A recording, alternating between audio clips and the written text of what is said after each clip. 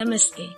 तो आगे होता है ऐसा कि जब नारद जी और सनकादिक मुनि जब कथा सुन रहे थे, इस दृश्य में हम आते हैं और वहाँ पे देखा जाता है कि सभी अपने सभी लोगों को नष्ट करके भगवान के कीर्तन में झूम-झूम कर नृत्य करने लगते हैं। तब भगवान इस सबसे प्रसन्न होकर प्रकट हो जाते हैं और कहते हैं कि हमसे वरदान माँगो क्योंकि हम आपके आभार दे चुके हैं। तब वो वरदान माँगते हैं कि भगवान आप यही वरदान दीजिए कि अगर किसी भी कथा में कोई इतना झूम कर नृत्य करे, कोई इतने प्रेम से यदि ऐसा कुछ करे तो आप वहाँ भी आइएगा।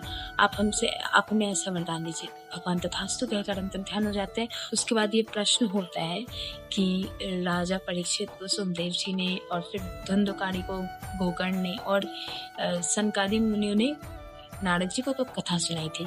तब बताया जाता है कि भगवान के स्वधाम गमन के बाद 30 वर्ष बाद परीक्षित को सुखदेव जी ने कथा सुनाई थी और इसके 200 वर्ष बाद गोकर्ण जी ने धुंधुकारी को कथा सुनाई थी और उसके 30 वर्ष बाद सनकादिक मुनि नारद जी को कथा सुनाते हैं।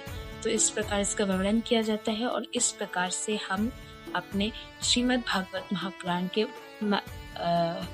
महात्म्य को पढ़ चुके। अब हम प्रथम स्कंद पे प्रवेश करेंगे, तो आप फॉलो कर लीजिए अगर आपने अभी तक नहीं किया है।